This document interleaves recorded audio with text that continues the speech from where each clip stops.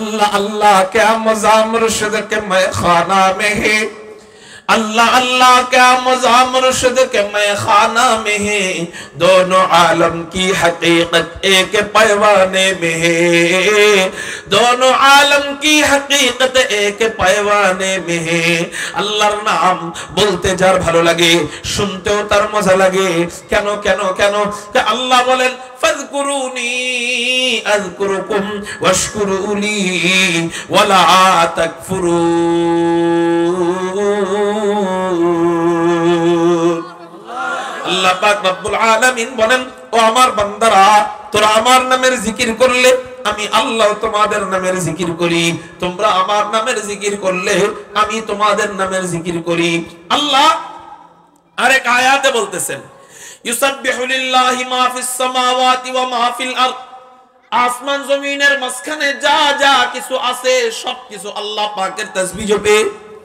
এখান থেকে বোঝা যায় আসমান আল্লাহ পাকের তাসবিহ জপে, জমিনও আল্লাহ পাকের জিকির করে, পাহাড় পর্বত আল্লাহ পাকের জিকির করে, নদী নালা আল্লাহ পাকের জিকির করে, চন্দ্র সূর্য আল্লাহ পাকের জিকির করে, ফেরেশতারা আল্লাহ পাকের জিকির করে, গর্তের পিপিলিকা থেকে নিয়ে নদীর মাছ সহ সবাই আল্লাহ পাকের জিকির করে। আমরাও আল্লাহ পাকের জিকির করি, কিন্তু পার্থক্য হলো আসমান আল্লাহ পাকের জিকির করলে আল্লাহ আসমানের জিকিরের জবাব দেন না, জমিন আল্লাহ পাকের জিকির করলে আল্লাহ জমিনের জিকির করেন না, পাহাড় পর্বত আল্লাহ পাকের জিকির করলে আল্লাহ পাহাড় পর্বতের জিকির করেন না, চন্দ্র সূর্য আল্লাহ পাকের জিকির করলে আল্লাহ চন্দ্র সূর্যের জিকির করেন না, ফেরেশতারা আল্লাহ পাকের জিকির করলে আল্লাহ ফেরেশতাদের জিকির করেন না। কিন্তু ও আমার বান্দারা, তোরা আমি আল্লাহর নিকট এত প্রিয় এত প্রিয় এত প্রিয়, তোরা যখন আমি আল্লাহর নাম বইলা ডাক দেস, তোরা যখন আমি আল্লাহর নামের জিকির করস, তখন আমি আর আল্লাহ সহ্য করে থাকতে পারি না। আমার ভালোবাসার বাপ ভাইগা, আমি আল্লাহ এবার তোর নামের জিকিরও আরম্ভ করে দে। আযকুরুনি আযকুরুকুম ওয়াশকুরুলি ওয়ালা তাকফুরুন।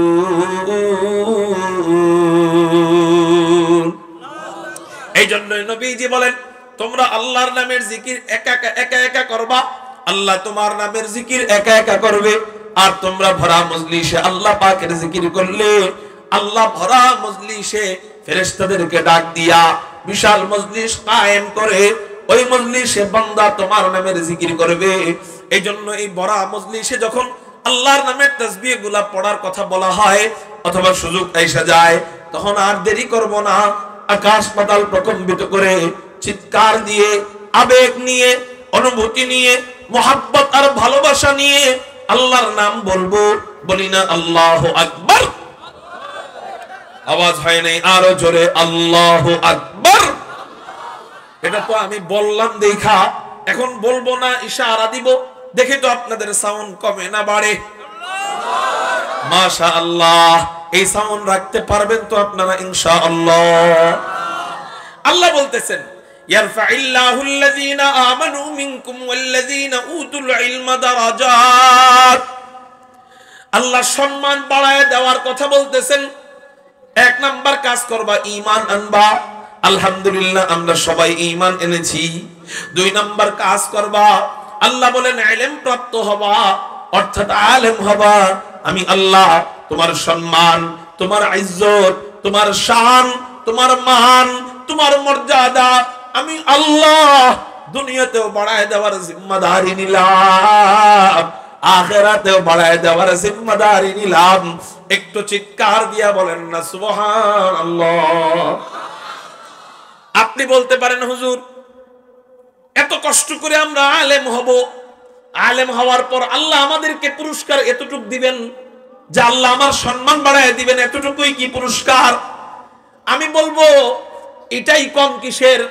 মানুষ সম্মানের জন্য কত কিছু করে। মানুষ সম্মানের জন্য ডাক্তার হয়, মানুষ সম্মানের জন্য ডক্টর হয়, মানুষ সম্মানের জন্য ইঞ্জিনিয়ার হয়, মানুষ সম্মান পাওয়ার জন্য ডিগ্রি অর্জন করে, কেউ সম্মানের জন্য চেয়ারম্যান হয়, কেউ এমপি হয়, কেউ মন্ত্রী হয়, কেউ সম্মানের জন্য মন্ত্রী হওয়ার পর 5 বছর ক্ষমতায় থাকে, কেউ সম্মানের জন্য মন্ত্রী হওয়ার পর 10 বছর ক্ষমতায় থাকে, কেউ সম্মানের জন্য মন্ত্রী হওয়ার পর 16 বছর ক্ষমতায় থাকে, এরপর হেলিকপ্টারে পলায় যায়।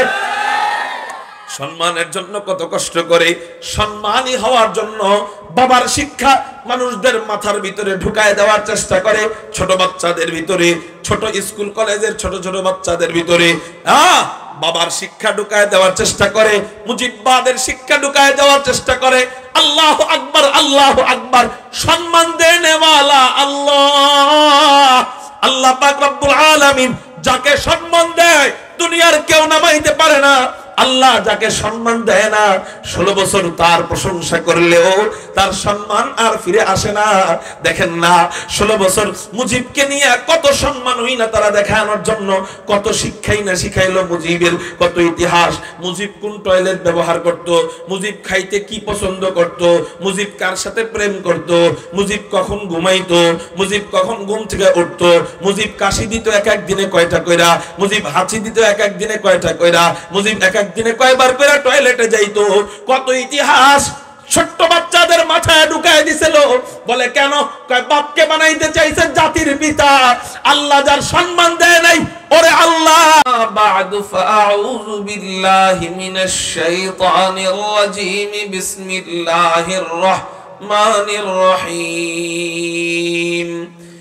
يرفع الله الذين آمنوا منكم والذين أوتوا العلم درجات.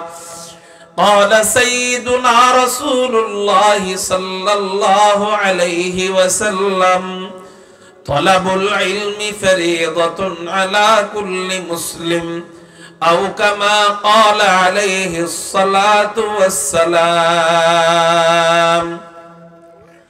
صدق الله مولانا العظيم وصدق رسوله النبي الأمي الكريم ونحن على ذلك لمن الشاهدين والشاكرين والحمد لله رب العالمين. সকলেই মুহাব্বতের সাথে দরুদ ইব্রাহিম পড়ি। আল্লাহুম্মা সাল্লি আলা মুহাম্মাদিন ওয়া আলা আলি মুহাম্মাদ কামা সাল্লাইতা আলা ইব্রাহিম ওয়া আলা আলি ইব্রাহিম ইন্নাকা হামিদুম মাজিদ। اللهم بارك على محمد وعلى آل محمد كما باركت على إبراهيم وعلى آل إبراهيم إنك حميد مجيد. الحمد لله। আল্লাহ জাল্লা জালালুহু আম্মা নওয়ালুহুর দরবারে লাখ কোটি শুকরিয়া আদায় করি যে মহান রব্বে করিম রব্বে কায়নাত আমাদেরকে নোয়াখালী, সোনাইমুড়ি, মুরাদপুর আল ইত্তেহাদ ইসলামী যুব কাফেলার উদ্যোগে আয়োজিত বার্ষিক ওয়াজ মাহফিলে রব্বে কায়নাত রব্বে করিম আমাদেরকে আসার বসার তৌফিক দান করেছেন। সেজন্য সবাই অন্তরের অন্তঃস্থল থেকে শুকরিয়া আদায় করি। আকাশ পাতাল প্রকম্পিত করে উচ্চ কণ্ঠে চিৎকার দিয়ে বলি আলহামদুলিল্লাহ। মুহতারাম হাজিরিন, আমি আপনাদের সামনে একটি আয়াতে কারিমা তেলাওয়াত করেছি। ইনশাআল্লাহ এই আয়াতের উপর সংক্ষিপ্তভাবে তাফসীর করার চেষ্টা করব। আল্লাহ আমাদেরকে সবাইকে আমলের নিয়তে শুনবার তৌফিক দান করুন। সকলেই বলি আমিন। মুহতারাম হাজিরিন, আল্লাহ পাক রব্বুল আলামিন কুরআনুল কারীমের মধ্যে বলেন, আউযু বিল্লাহি মিনাশ শাইতানির রাজীম। বিসমিল্লাহির রহমানির রহিম। يرفع الله الذين آمنوا منكم মিনকুম ওয়াল্লাযীনা উতুল ইলমা দারাজাত।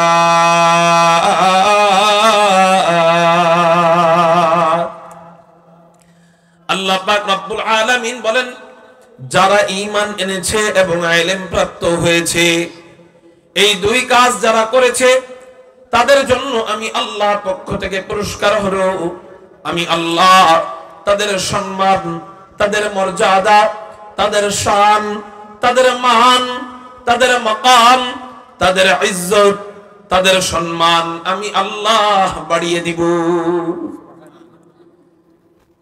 আপনারা এত ফজিলতপূর্ণ একটি কথা শুনলেন, শোনার পরে দুইজন না তিনজন সুবহানাল্লাহ বললেন, বাকিরা কি ঘুমাইতেছেন? হ্যাঁ, একটু আকাশ পাতাল প্রকম্পিত করে চিৎকার দিয়ে বলি না আল্লাহু আকবার। জাতির পিতা বানায় না, ওরে আল্লাহ মুতের পিতা বানায় দিছে। পোলাপান যেখানে মুজিবের ছবি পায় ওখানে পোলাপানের পেশাব ধরে, যেখানে হাসিনার ছবি পায় ওখানে পোলাপানের পেশাব ধরে, যেখানে মুজিবের মূর্তি পায় ওখানে পোলাপানের পেশাব ধরে। আস্তে করে প্যান্টটা খুইলা পেশাব করে দেওয়া আরম্ভ করে, ঠিক না বেঠি? বাবা মনে করো সম্মান, এটা আর কেমন পুরস্কার মিয়া? 16 বছর কষ্ট করলো সম্মানের জন্য, মাগার সম্মান পাইলো না। তারে জিগাও যে সম্মান কেমন দামি। যে 16 বছর কষ্ট করলো সম্মান পাইলো না, তাকে জিজ্ঞাসা করো ফুফু সম্মান কেমন দামি একটু বলেন, তার কাছ থেকে শিখো সম্মান কেমন দামি। হ্যাঁ, তাহলে আল্লাহ সম্মান, উলামায়ে কেরামদের সম্মান দেয় কে? এজন্যই দেখেন না, আলেমদের সম্মান আল্লাহ দেয়, বান্দা কমাইতে চাইছে, আল্লাহ বান্দাকে সরাই দিছে, আলেমকে টিকায় রাখছে। আল্লাহ আলেমের সম্মান দেয়, বান্দা কমাইতে চাইছে, এরপর ওই বান্দাকে, আলেমকে বান্দারা জেলে ঢুকাইছে সম্মান কমানোর জন্য, কিন্তু সম্মান কমে নাই। মানুষ দেখা সালাম দেয়, আসসালামু আলাইকুম ওয়া রাহমাতুল্লাহ, জুনায়েদ আল হাবিব সাহেব হযরত আপনি কেমন আছেন, আল্লামা মামুনুল হক সাহেব হুজুর আপনি কেমন আছেন। মানুষ দেখা সালাম দেয়, জেলে ঢুকার সময় মানুষ আলেমদেরকে সালাম দেয়, সালাম। আল্লাহ কয়েকদিনের ব্যবধানেই এখন ওদেরকে জেলে ঢুকাইছে, ওদেরকে যখন মানুষ জেলে নিয়ে যায় তখন মানুষ সালাম দেয় না, মানুষ ডিম মারে, ঠিক না বে ঠিক? মুহতারাম হাজিরিন, তাইলে বলেন সম্মান দেওয়ার মালিক কে? সম্মান এটা কি অনেক গুরুত্বপূর্ণ দামি উপহার না কম দামি উপহার?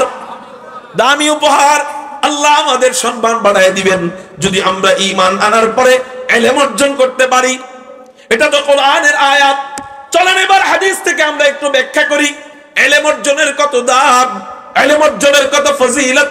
আমরা কেন শুনবো? বলে শোনার দুইটা কারণ। এক নাম্বার কারণ আলেমদের বিরোধিতা করব না, দুই নাম্বার কারণ সন্তানদেরকে ইনশাআল্লাহ এই যে রমজান আসতেছে রমজানের পরেই মাদ্রাসায় দিয়ে দিব, বলি ইনশাআল্লাহ। ইলম অর্জনের কত ফজিলত। এক নাম্বার ইলম অর্জনের এক নাম্বার ফজিলত, হুজুর আকরাম সাল্লাল্লাহু আলাইহি ওয়াসাল্লাম সুনানে দারিমির মধ্যে হাদিসটি বর্ণনা করেন। হুজুর আকরাম সাল্লাল্লাহু আলাইহি ওয়াসাল্লাম জানায় দেয়, মাজলিসু ইউতানাজাউ ফীহিল ইলমু আহাব্বু ইলাইয়া মিন কদরিহি সালাতান। হুজুর আকরাম সাল্লাল্লাহু আলাইহি ওয়াসাল্লাম বলেন, আমার নিকট ইলম অর্জন করা নফল নামাজের চেয়েও দামি। একটু চিৎকার দিয়া বলেন না সুবহানাল্লাহ। নফল নামাজের চেয়ে ইলম অর্জন করা দামি। এখন আপনি বলতে পারেন হযরত কেন কেন কেন? আমি আরেক হাদিস থেকে দলিল দিব কেন নফলের চেয়ে ইলম অর্জন দামি।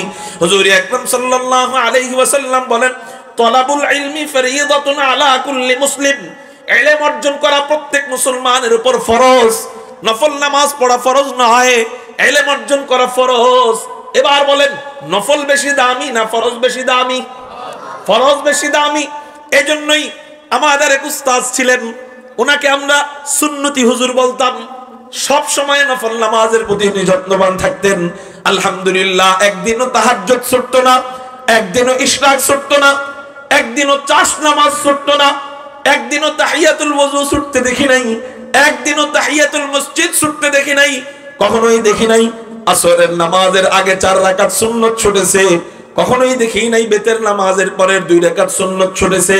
কিন্তু হযরত মাদ্রাসা খোলা থাকা অবস্থায় কখনো আওয়াবিন নামাজ পড়তেন না। মাগরিবের পরে ওনার ক্লাস ছিল, মাগরিবের পরে ওনার ঘন্টা ছিল, সালামটা সুন্নতের ফিরাই উনি ক্লাসে চলে আসতেন, ঘন্টা করে আরম্ভ করতেন। তো ছাত্ররা একদিন প্রশ্ন করলো, হযরত আপনি তো সব নামাজ পড়েন, ফরজ নামাজ তো পড়েনই আলহামদুলিল্লাহ, কিন্তু কখনো তাহাজ্জুদ মিস দেন না, কখনো ইশরাক মিস দেন না, কখনো চাষ মিস দেন না, কখনো অন্যান্য নফল নামাজগুলা মিস দেন না, কিন্তু মাগরিবের পরে আমরা মনে করি এই আজকে মনে হয় আপনি একটু আওয়াবিন পড়তে দাঁড়াবেন।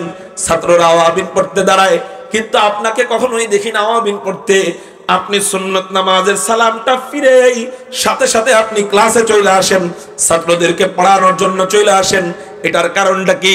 হযরত আওয়াবিন নামাজের গুরুত্ব কি ইসলামের মধ্যে কম নাকি? হযরত বললেন যে না না না, আওয়াবিন নামাজের অনেক দাম, আওয়াবিন নামাজ অনেক উঁচু, অনেক দামি একটা ইবাদত। কিন্তু তোমার সামনে কেউ হীরা রাখলো, আবার পাশে কেউ স্বর্ণ রাখলো, দুইটার থেকে যে কোনো একটা তোমাকে সাজেস্ট করতে বললো, তুমি নিবা কোনটা? আমরা জবাব দিলাম, হযরত আমরা হীরা নিব, কারণ স্বর্ণের চেয়ে হীরা দামি। হযরত বললেন শোনো, ইলমের এই মজলিস কত দামি, নফল নামাজ 6 রাকাত আওয়াবিন নামাজ, এটা পড়তে সময় লাগতো সর্বোচ্চ গেলে 12-14-15 মিনিট, কিন্তু এই যে ইলমের মজলিস, মাজলিসু ফিকহিম মিন ইবাদাতি 60 সানা, এই ইলমে দ্বীনের মজলিস এত দামি, এত দামি, এত দামি। হুজুর আকরাম সাল্লাল্লাহু আলাইহি ওয়াসাল্লাম বলেন, এই ইলমের মজলিস, ফিকহের মজলিস, মাসআলা মাসাইল শিখার মজলিস, মাসআলা মাসাইল শিখানোর মজলিস, কুরআনের মজলিস, হাদিসের মজলিস, তাফসীরের মজলিস, এগুলা এত দামি, কয় 60 বছর নফল ইবাদতের চেয়েও ইলমের মজলিস আল্লাহর কাছে বেশি দামি। আওয়াবিন পড়তে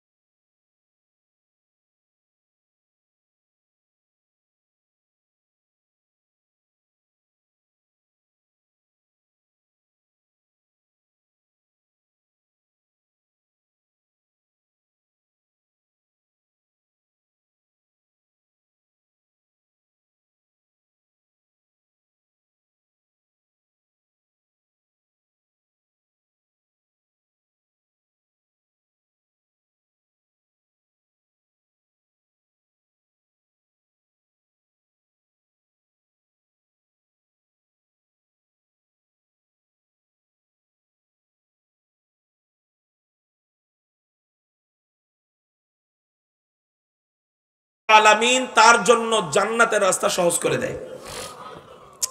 তিরমিজি শরীফের মধ্যে হুজুর আকরাম সাল্লাল্লাহু আলাইহি ওয়াসাল্লাম বলেন, মাজলিসু ফিকহ, হুজুর আকরাম সাল্লাল্লাহু আলাইহি ওয়াসাল্লাম বলেন, মান সালাকা তারিকান ইয়ালতামিসু বিহি ইলমান সাহালাল্লাহু বিহি তারিকাম মিন তুরুকিল জান্নাহ। হুজুর আকরাম সাল্লাল্লাহু আলাইহি ওয়াসাল্লাম বলেন, যে ব্যক্তি ইলম অর্জনের জন্য কোন পথে চলতে থাকে, আল্লাহ পাক রব্বুল আলামিন জান্নাতের যেই রাস্তাগুলো আছে এই রাস্তাগুলোর থেকে একটা রাস্তা তার জন্য সহজ করে দেয়। অর্থাৎ একজন আলেম যখন ইলম অর্জন করতে থাকে, একজন তালিবে ইলম যখন ইলম অর্জন করতে থাকে, আল্লাহ পাক রব্বুল আলামিন তার জন্য জান্নাতে যাওয়া একেবারেই সহজ করে দেয়। একটু চিৎকার দিয়ে বলেন সুবহানাল্লাহ। এটার ব্যাখ্যা কি হতে পারে?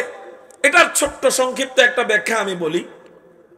একজন গায়রে আলেম, যিনি আলেম নয়, হঠাৎ তার ভিতরে হেদায়েতের বুঝ আসছে। কি আসছে বলেন? হেদায়েতের বুঝ আসছে। সে জান্নাতে যাবে, তার জন্য জান্নাতের রাস্তাটা ধরা একটু কঠিন। কেন কঠিন?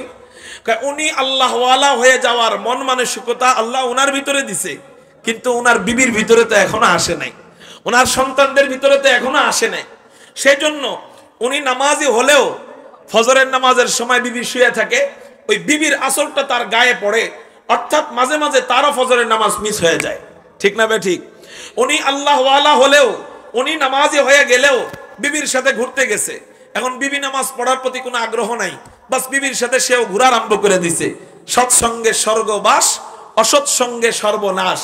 নিজে নামাজি হইতে চাইতেছে, নিজে আল্লাহওয়ালা হইতে চাইতেছে, নিজে আল্লাহকে পাইতে চাইতেছে, নিজে জান্নাতের রাস্তা খুঁজতে চাইতেছে, কিন্তু আশপাশের লোকদের কারণে, বিবির কারণে ধরেন সে জান্নাতের রাস্তা পায়াও আবার হারায় ফেলতেছে।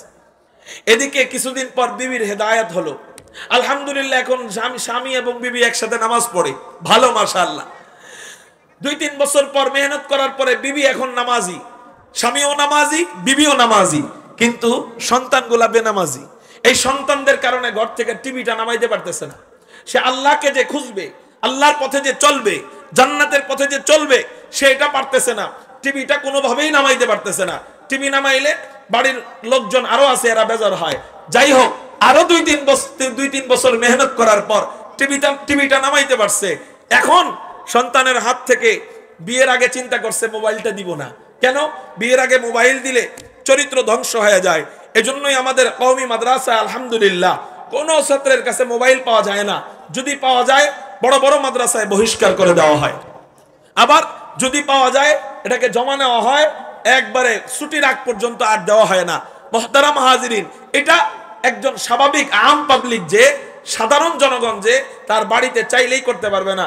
পোলার থেকে হাত থেকে মোবাইল নিবে, এই যে আমাদের ড্রাইভার সাহেবের ছেলের হাতের থেকে মোবাইল নিছে, পোলায় পোলায় কই জানি গেছে গা। এখন বেড়া কয় মোবাইল নেওয়ার থেকে তো না নেওয়াই ভালো ছিল। মুহতারাম হাজিরিন, তাহলে একজন দিনদার আল্লাহওয়ালা আলেম যদি না হয়, তার জন্য জান্নাতের রাস্তাটা একটু কষ্ট হয়ে যায়, কঠিন হয়ে যায়। হয়তোবা পরিবেশের কারণে সে আর জান্নাতের রাস্তা খুঁজতে যায়ও আর পায় না। মনে করেন একদিন ছেলেটাও কি করলো, ভালো হয়ে গেল, ছেলেও ভালো, এখন অনৈতিক কার্যকলাপ করে না, বিবিও ভালো, সেও ভালো। হঠাৎ করে তার এক বন্ধুর বিয়েতে দাওয়াত দিছে। বন্ধুর বিয়েতে কি করছে? দাওয়াত দিছে। দাওয়াত দেওয়ার পরে ওই বন্ধুর বিয়েতে গেছে ছোট সময়ের বন্ধু, হ্যাঁ দোস্ত, সারা জীবনের একটা দোস্তের সম্পর্ক, বিয়েতে না গেলে সম্পর্ক ছিন্ন হয়ে যাবে। বিয়েতে গেল, যাওয়ার পরে দেখে যে এটা বিয়ে না পূজা মণ্ডপ বুঝাই যাইতেছে না, অর্ধলঙ্গ নারী দিয়ে ভরা। ঠিক না ভাই? ঠিক। এই যে জান্নাতের রাস্তায় চলতে তার জন্য কঠিন হয়ে যাইতেছে না সহজ হয়ে যাইতেছে? কঠিন হয়ে যাইতেছে। মুহতারাম হাজিরিন, আলহামদুলিল্লাহ সুম্মা আলহামদুলিল্লাহ, আমরা যারা ছোট্ট সময় থেকে মাদ্রাসায় পড়ি, আমরা মরণের আগ পর্যন্ত এই ধরনের সমস্যার সম্মুখীন আমাদের হতে হয় না। যে কোনো মুহূর্তে আমরা ইবাদতের পরিবেশ পেয়ে যাই। বিবির কাছে ইবাদতের পরিবেশ, মসজিদে ইবাদতের পরিবেশ, বাইরে ইবাদতের পরিবেশ, মাদ্রাসায় ইবাদতের পরিবেশ, বাড়িতে ইবাদতের পরিবেশ, বন্ধু বান্ধবের বাড়িতে ইবাদতের পরিবেশ। কারণ আমাদেরকে ওই সমস্ত বন্ধু বান্ধব আমাদের নাইও যে যাদের বাড়িতে গেলে মনে হবে যে পূজা মণ্ডপ চলতেছে, এমন বন্ধু বান্ধব আমাদের নাই আলহামদুলিল্লাহ। তাইলে এটা কিসের বরকতে? এটা ইলমের বরকতে, ইলম অর্জনের বরকতে, কোরআনের ইলম, হাদিসের ইলমের বরকতে আল্লাহ আমাদের জন্য জান্নাতের রাস্তাকে সহজ করে দিয়েছেন। একটু চিৎকার দিয়া বলেন সুবহানাল্লাহ। ইলম অর্জনের 3 নাম্বার ফজিলত, হুজুর আকরাম সাল্লাল্লাহু আলাইহি ওয়াসাল্লাম বলেন, ওয়া ইন্নাল মালাইকাতা লাতাদাউ আজনিহাতাহা রিদান লিতালিবিল ইলম ওয়া ইন্নাল মালাইকাতা লা তাদাউ আজনিহাতাহা রিদান লিতালিবিল ইলম। হুজুর আকরাম সাল্লাল্লাহু আলাইহি ওয়াসাল্লাম বলেন, একজন তলবে ইলম যখন ইলম অর্জনের জন্য, আলিফ শিখার জন্য, বা শিখার জন্য, তা শিখার জন্য মাদ্রাসায় যায়, ইলম অর্জনের জন্য ঘর থেকে বের হয়, ওই বাচ্চাটা সমাজের কাছে বোঝা হইতে পারে, ও সমাজের কাছে বোকা হইতে পারে। দেখেন না, বাপ সন্তান নিয়ে আসে হুজুরদের কাছে, 4 জন সন্তান নিয়ে আসছে, হযরত এটা আমার বড় ছেলে, দোয়া করেন, এ মারামারিতে অনেক পটু, এরে আমি সেনাবাহিনী বানাবো। আচ্ছা, দোয়া করে দিলাম। হুজুর তারপরে সন্তানটারে দেখতেছেন ইঞ্জিনিয়ারিং বুদ্ধি আছে, মোবাইল বাইঙ্গা টর্চলাইট বানায়, দোয়া করেন হুজুর এরে আমি ইঞ্জিনিয়ার বানাবো। আচ্ছা, বানায়ও ইঞ্জিনিয়ার। হুজুর তারপরে সন্তানটারে দেখতেছেন এ রোগীর সেবা টেবা করতে ভালোবাসে, ওর ভিতরে ডাক্তারি চেতনা পাওয়া যায়, হযরত দোয়া করেন ওরে আমি ডাক্তার বানাবো। হুজুর তারপরেরটারে দেখতেছেন লুলা মার্কা, প্রতিবন্ধী মার্কা, কি আর করার হুজুর, আল্লাহ আমারে দিয়েছে সন্তান হিসেবে, পোলা তো ফালায় তো আর দেওয়া যায় না, এইটারে নিয়ে মাদ্রাসায় ঢুকাইছি। ঠিক না বেঠি? এটারে নিয়ে মাদ্রাসায় ঢুকাইছি। আল্লাহু আকবার, আল্লাহু আকবার। ওই সন্তান বোকা হওয়ার কারণেও, প্রতিবন্ধী মার্কা হওয়ার পরেও, বোকা হওয়ার পরেও, সমাজের কিছু না বোঝার পরেও মাদ্রাসায় যখন ঢুকে, কুরআনের ইলম ওর সিনায় ঢুকে, হাদিসের ইলম ওর সিনায় ঢুকে, আল্লাহ বলেন ওয়াল কুরআনিল হাকীম, কুরআন হিকমত ওয়ালা। এই কোরআন যে পড়ে আল্লাহ তাদেরকেও হিকমত ওয়ালা বানায় দেয়। এই কোরআন যারা পড়ায় আল্লাহ তাদেরকেও হিকমত ওয়ালা বানায় দেয়।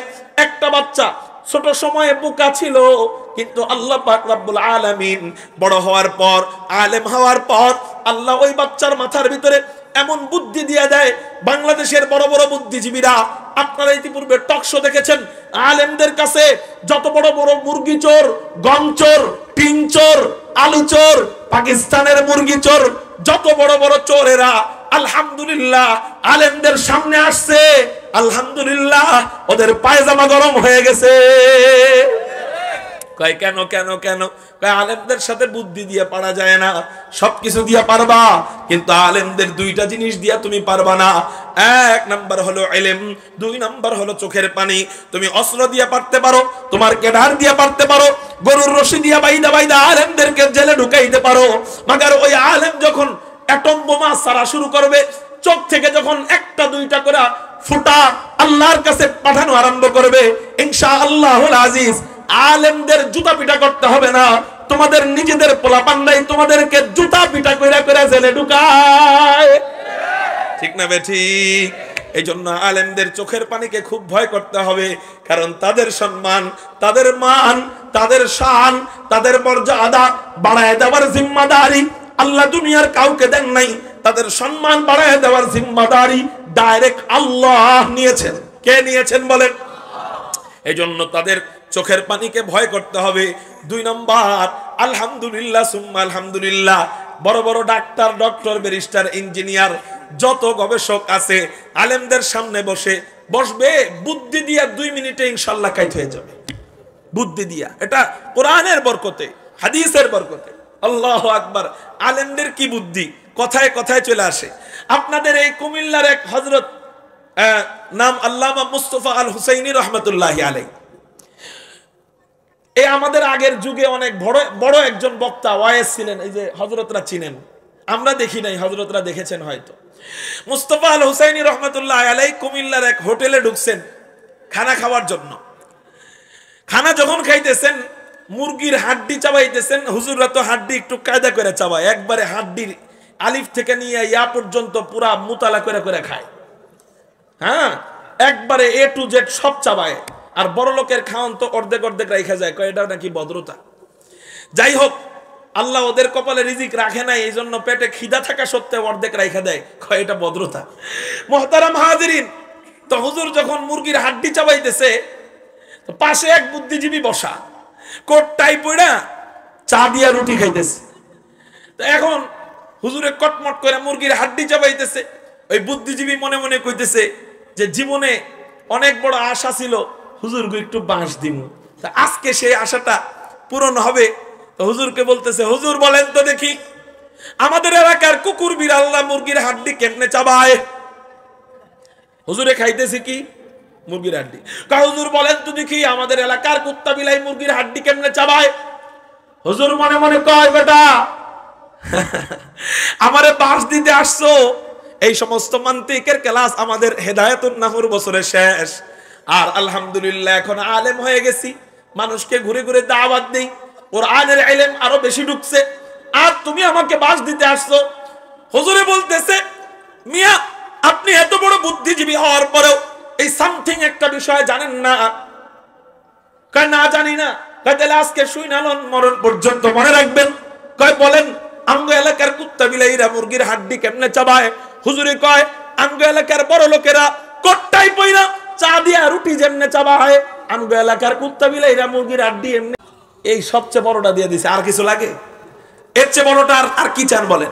ইলম অর্জন অবস্থায় মারা গেল। কা হুজুর ইলম অর্জন কি মাদ্রাসায় পড়ার পরে ইলম অর্জন শেষ? আমি বলি না, মাদ্রাসায় পড়ার পরে ইলম অর্জন শুরু হয় আরো।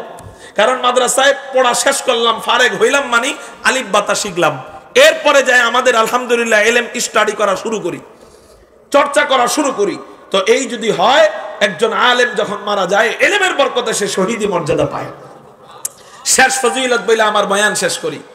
10 নম্বর ফজিলত, হযরত এটা না বললেন আমার ছেলেকে আলেম বানাইলে ছেলের ফজিলত, আলেমের ফজিলত, তা আমার পোলারে যদি আলেম বানাই আমার কি ফজিলত?